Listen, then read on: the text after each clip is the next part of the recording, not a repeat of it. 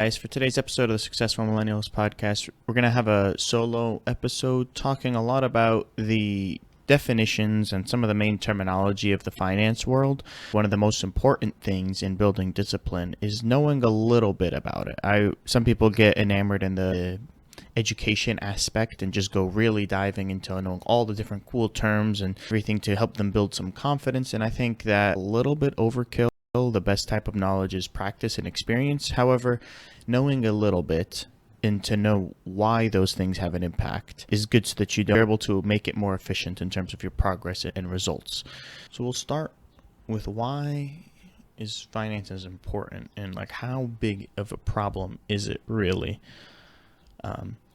We have a jump work guide to get us kicked off, to get us excited, and then give us the tools needed to really get started. So that's why I call them the JUMPSTART guides. In that framework, and we have one for finances, which is what we're going over here. We also have one for fitness that we'll talk about at a different episode. You can get them online. You can get them through the link in the show notes. You can get them by emailing me or using Instagram. All those links will be in the show notes as always.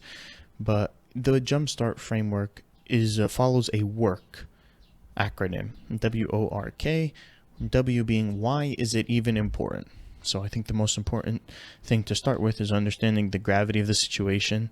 Understanding that you're not alone helps a lot of people in that aspect of there's other people who are struggling just like you, and this is how you can get out of it. This is how they've gotten out of it as well. Then next step is organize your game plan, and we'll go over all these in a little bit of detail.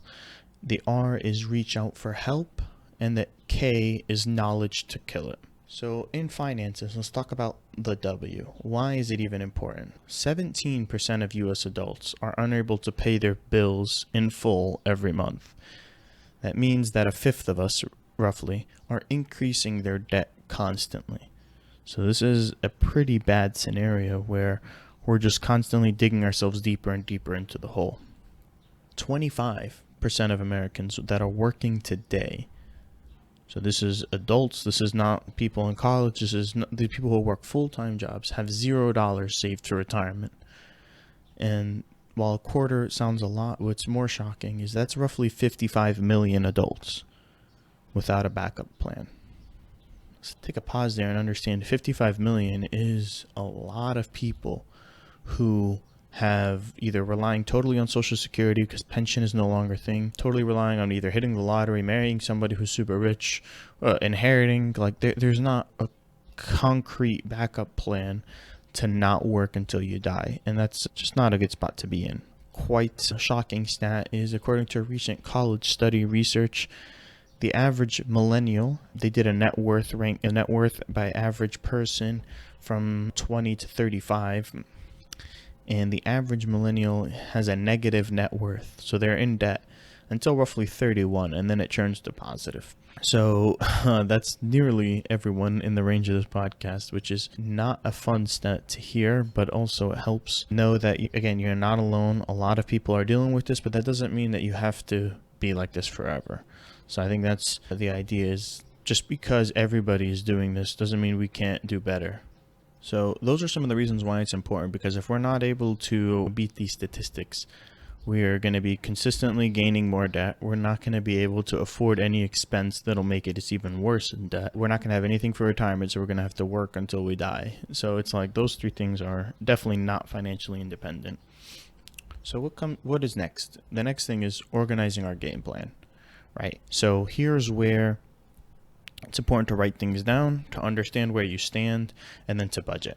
So the first thing that comes with the JUMPSTART guide, it's a good exercise to do every quarter, semi-annually, or a minimum annually, is to know your net worth. And so I have this net worth statement that comes with the guide as well. It's quite basic, understands what kind of liabilities you have, what kind of debts do you have currently, car, student loan, credit card, home, mortgage, etc. And then it talks about your assets, their investments, savings account, all that stuff. And we calculate your net worth and then where you rank in terms of your age range. So both of those kind of help. A lot of people say you shouldn't compare to others, and I agree that you shouldn't get affected by others, but you should know where you stand. And if used correctly, it can be a great source of motivation. If used incorrectly, it could be very depressing and not beneficial at all. So it's there if you need it and if you want it. I know people like myself use that as inspiration. Some people do not. I wanted to provide it in case the people are as content with knowing where they stack up so that they can either use that as motivation to improve or not. The next thing, probably the most important part of getting your financial picture in order, is a budget template. It's quite straightforward in terms of your expenses, in terms of breaks it down into different categories and subcategories of expense so that you know where your problems are. But what I like about this template that is really beneficial, and I use still today, is it has on the front page, what are your overall goals? What are you shooting for? Top 3 to 5 priorities. And we use those as sinking funds. So we'll explain sinking funds a little bit later in the episode. So let's say you want to go to Hawaii, or you have a friend's wedding to save up for both the suit and tux or wedding dress and the flight, the hotel, etc. All that expense, the gift. Or let's say you want to buy a new phone or whatever the case may be. It has those top priorities, and then you're able to create sinking funds to see on an annual basis how much you need to save off every month so that you can achieve that target of the sinking fund. So I like that piece of the template, as well as obviously how to put it all together. But the things about these templates is it's a great way to track, it's a great way to understand, but just having it isn't going to do anything. You have to put in the work. You have to really think about what those priorities are. You have to really hold yourself accountable. And one of the tips that I like is people get really excited when they start something and they go way too much. And we talked a little bit about how the levers can be changed in fitness in episode 50. But in finances, it comes into a little bit more like the first month or two even, I would just track expenses in the budget template. I would not set a budget because you don't know what your spending habits truly are until you've tracked it. So a lot of people don't write a budget, don't track expenses, so they don't even know where they stand. And if you start with a budget and you start restricting, then you don't really know what your baseline is, and you will not know when you break where you'll go back to. So I think the first month or two, really spend like normal. The first month is not normally enough, because what if you have an upcoming expense that you know about, or a big thing, like for example, some people pay insurance every 6 months, these types of things. 1 month is not enough of a sample size. 3 is perfect, but we can get by with 2. So just track expenses, spend normally, don't worry about anything else. Just really track everything. Get into that habit every 2 weeks or at the end of the month. If you feel is better, batch that. Look at your credit card statements, debit card statements, etc. If you use cash, grab receipts, but I don't believe a lot of us do that anymore. So just track everything and understand. And then month 3, figure out, okay, now that you know your goals, right? And now you figure out where can you make the most improvements on. Some people will go cut out Starbucks, cut out Netflix, cut out all these subscription services. Those are, as a famous saying is, don't trip over $20 trying to pick up a nickel. If your biggest spending habit is you go out drinking and you spend $300 every other weekend, canceling a Netflix subscription of $15 a month is not the problem. It'll help, but it's not the core problem. But once you know what your biggest pain points are by tracking it every couple of weeks, then you can attack those. The R is reach out for help, right? So here's where, again, you can use those templates that is provided. You can purchase the Jump Guide if you really want coaching. If you need an accountability partner, you can always reach out. Tell people that, hey, this is what tell your close friends. If you don't trust strangers or post on social media, that's perfectly fine. But make sure that you're not doing this alone. In the beginning, it can be the hardest because you don't have those habits yet, and you're just trying to make a change. Not only are you trying to build a habit, you're trying to break a negative habit. So it's almost double as difficult. So I would really recommend reaching out, try and have people hold you accountable. If you need guides or anything, obviously I am here, but there's plenty of other services besides me as well. And K is the knowledge to kill it. It's where a lot of it comes with some of the tips and tricks of how to maintain your impulses, how to track everything, how to continue to make progress through some of the tactical tools that we've shared a little bit here, a little bit on previous episodes, but it's all written together. And that's where a lot of the discipline knowledge comes in that differs from just the templates that I think many people provide. So we're going to tackle a few main basic terms, and then we'll go into a little bit about why is it important to know these things and how that can help you improve your discipline. So the first thing, and I think the one that people throwing around a lot, is compound interest. The first thing is compound interest is the mathematical fact of how the percentages and how they grow. So when it's applied to money, it's the reason why the saying time in the market beats timing the market. And with that, there's something called the rule of 72 that is the way to calculate how compound interest really grows. And that's why it's true in 99% of the cases. Yes, there's people who are able to be day traders and swing traders effectively, but the vast majority, 95 to 99% of the human population will do better just buying and holding long-term index funds, because you can just, your time in the market will continue to grow. And the reason why is the rule of 72. So what that does is it's able to allow you to discover how long it takes your initial investment to double. And all it uses is your annual return percentage. It has nothing to do with how much your principal or how much your actual investment is. And I think that's where people get a little bit confused. So the average S&P 500 growth, let's say, is 9%. So obviously, you've had a rough year this year, but in general, on average, right, over the past 30, 40 years, it's about 9% growth. So what you do using the rule of 72 is take 72 divided by your annual return percentage, which in this case is 9. So 72 divided by 9 is 8 years. And that's how long it will take your money to double, regardless of how much money that is. Which is why people like Warren Buffett and many others will say that the hardest thing is to get the first 100,000 invested. Because if you have, let's say, 10K, you start with $10,000, it'll take 8 years to double to 20, another 8 years to double to 40, and then another 8 years to double to 80. So now you're at 24 years in, and you're only at $80,000. But if you were to start with 100,000 as your initial investment, 8 years in, you're at 200K. 8 years after that, you're at 400K. And then 8 years after that, you're at 800,000.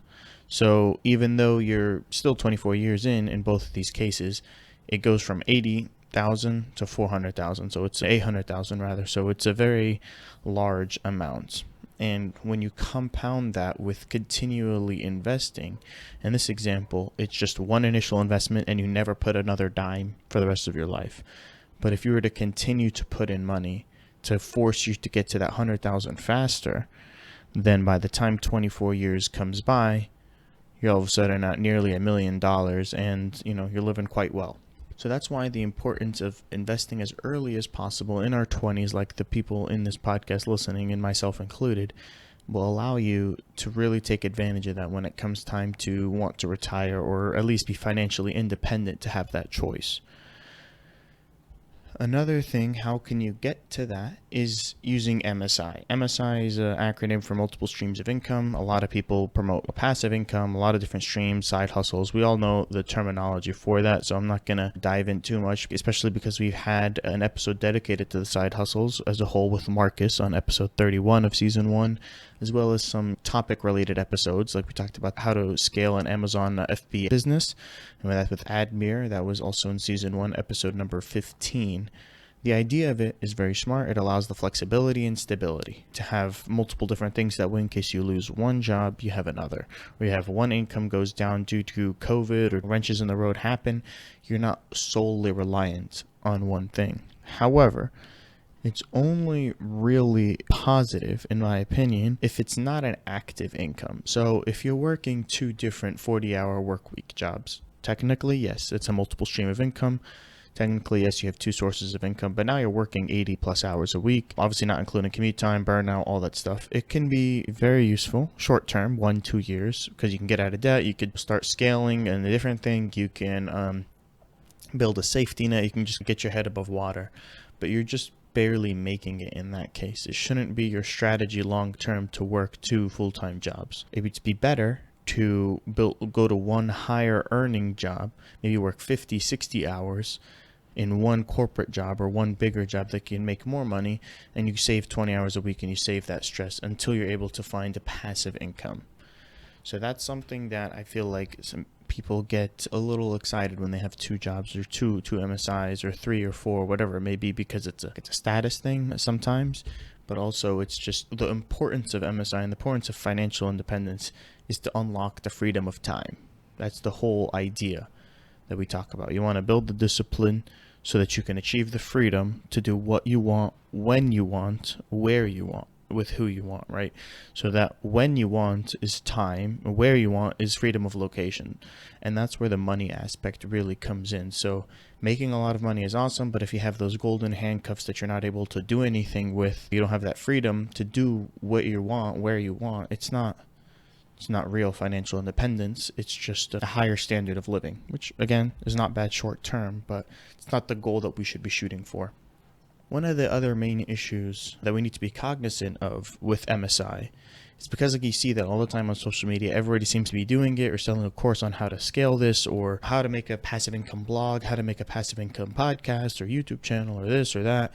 There's a lot of shiny object syndrome, and we tend to want to think that, okay, because a lot of the promotion and marketing is how easy it is to promote and scale, we want to try all of them at once and then have 4 or 5. These things can be passive. And yes, blogs and podcasts and YouTube channels are evergreen content, which means they don't really go away. Blog is there forever. The internet is never going to go away type thing, similar to a podcast and YouTube, etc. It's not profitable and passive out the gate in the beginning, not from day 1, not even from day 30. It takes months of investment in activity. So when we talk about passive income, it means there's little to no work per week, and active income is if you're not doing something that week to get it done, then you're not going to eat that day. You're not going to have any sales. You're not going to have any income if you don't specifically put in the work. So what I would suggest, I think what we should really do, is just take one at a time. Find something that is profitable, but also something that you're interested in. So if you're going to give one real try, and by real I mean at least 6 months of dedicated time every day to see, are you interested? Is it profitable with my level of effort now? Is it scalable? Can I make this passive through either outsourcing or distribution if it's a product related FBA business? And will it still be profitable if I do make it passive? And then more importantly, how much do I have to scale for it to be break even or profitable? If you have one rental unit, for example, and you're doing all the managing of Airbnb, right? You're cutting out cleaning costs, you're cutting out all this stuff. So yes, you'll be more profitable, but you're also not really paying yourself a paycheck. You're just taking the profit. If you were to scale it so that you can have a housekeeper come in, or an electrician, or who is a handyman and helps out that stuff, or somebody who even property manages, right? They're going to take a cut of the revenue. How much units do you now need for it to still be profitable? Is it 5? Is it 3? Is it 10? It all depends on the types of units, etc. But that type of research is important because the risk is going to go up with the more leverage that you're going to have. Not saying it's a bad thing, it's a good thing to scale. But if all those things check out, are you interested in doing that, or is it just because it's a cool couple $100 a month type thing? If you were to scale it into a real estate empire, would you still have that interest? Do you still want to? Because your job will differ. Then it'll be more managing and understanding how things play together, how people work, rather than the actual business of real estate. That is an interest level that is also dependent on how profitable it is and how much you actually enjoy doing it. So I think the first thing you should do is give something a real try, 6 months, one at a time. And if you do like it, you like it. And if you don't, that's fine. You've given it a real shot. You've tried to scale, and you've seen if it's something that you could see yourself doing, and then you can move on to the next one. Or if you enjoy it, you just keep going until it's fully passive. By fully passive, 5 hours a week is passive enough. Like nothing is ever going to be so passive where you never have to check in on it. You always want to make sure it is your business, it is your brand, your name on the line. So if something is 5 hours a week, that's plenty of time in a fully passive income business. Just keep that in mind as well.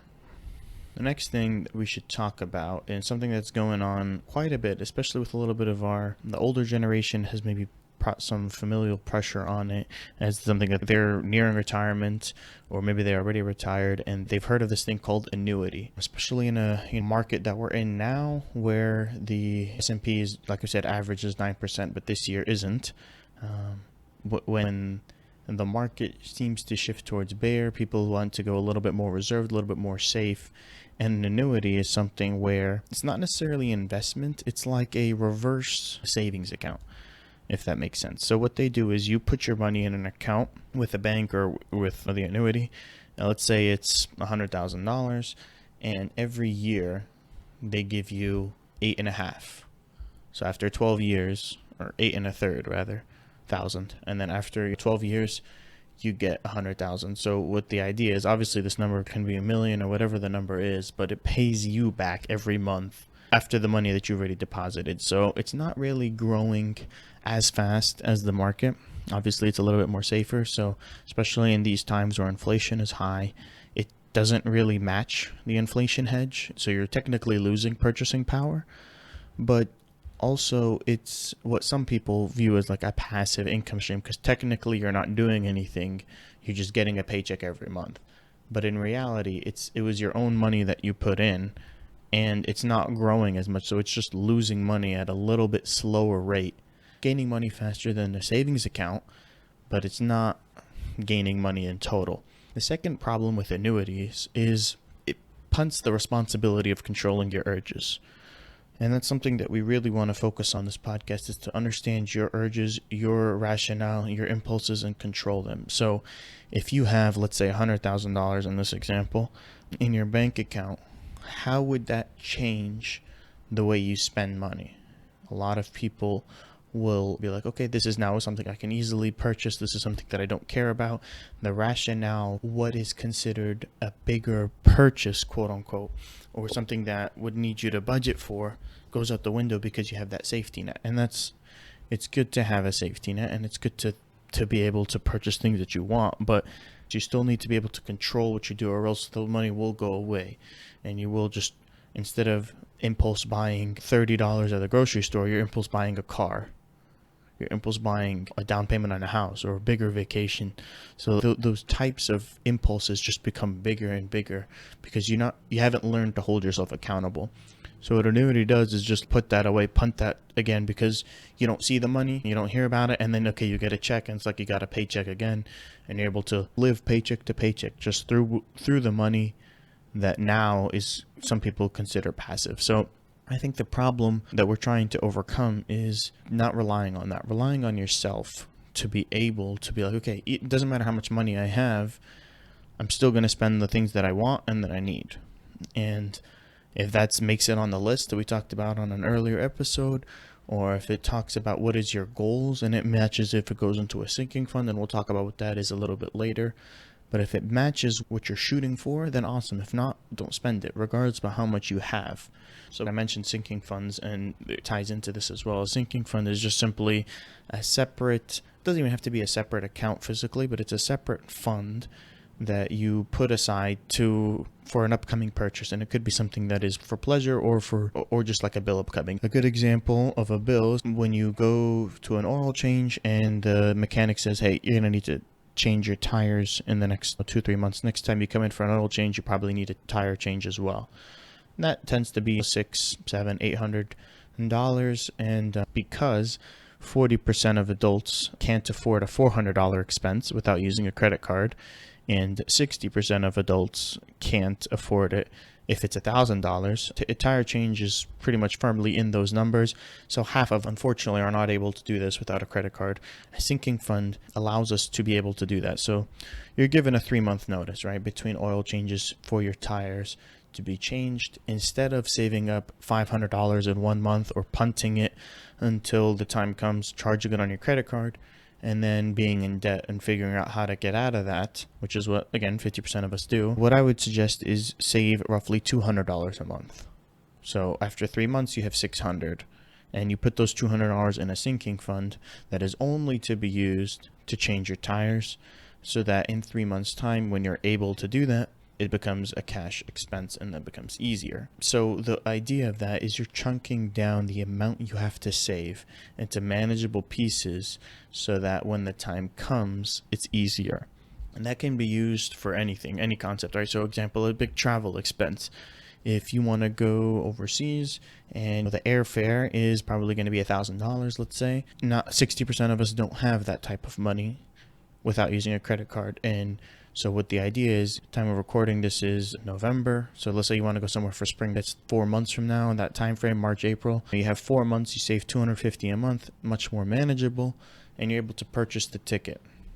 And that way you're able to not go into debt doing something that you love doing, assuming you love traveling. It can be used for buying a new phone. It can be used for any purchase. I would say a sinking fund is probably best used for something that's over $400, because other than that, you should have some leeway in your budget moving stuff around, at least for a month or two if needed. But a sinking fund, something that's probably like a 6-month goal. You can even use it for something that's like say for a down payment on a house, maybe that's a 2-month goal, a 2-year goal, sorry. But something that is less than 3 months away, and it's just like a bigger bill, like an unexpected bill, you would not use a sinking fund for. You would use your emergency fund for. And that's why it's important to have that as well. So what is an emergency fund? It's pretty much so that you can avoid being in that 60% statistic. If something comes up, you got unexpected injury, and you got to go to the doctor. Medical bills are obviously really expensive. Somebody in the family got really sick and you need to fly out there. Last minute costs will be an emergency. You have to take a couple weeks off for whatever reason, health issues, and you don't work a salary job, you work an hourly labor job. All these things are constitute an emergency, obviously. So you need to have a sort of fund. It's good to have at least 1,000, but the better goal is at least 4 or 5 months, I would say, because that gives you a little bit more comfort. 4 to 5 months of expenses, not of income. So if you are spending less than you make, which is obviously the goal, then it should be a little bit less. It would take you a couple months to save up in theory. So that concludes this episode. Again, if you feel like you are lacking in a little bit of discipline in these areas and you need some additional assistance, just feel free to reach out, and hopefully this helped, and let me know if you have any other questions. Thank you for listening to another episode here on YouTube. For more videos like this, please like and subscribe.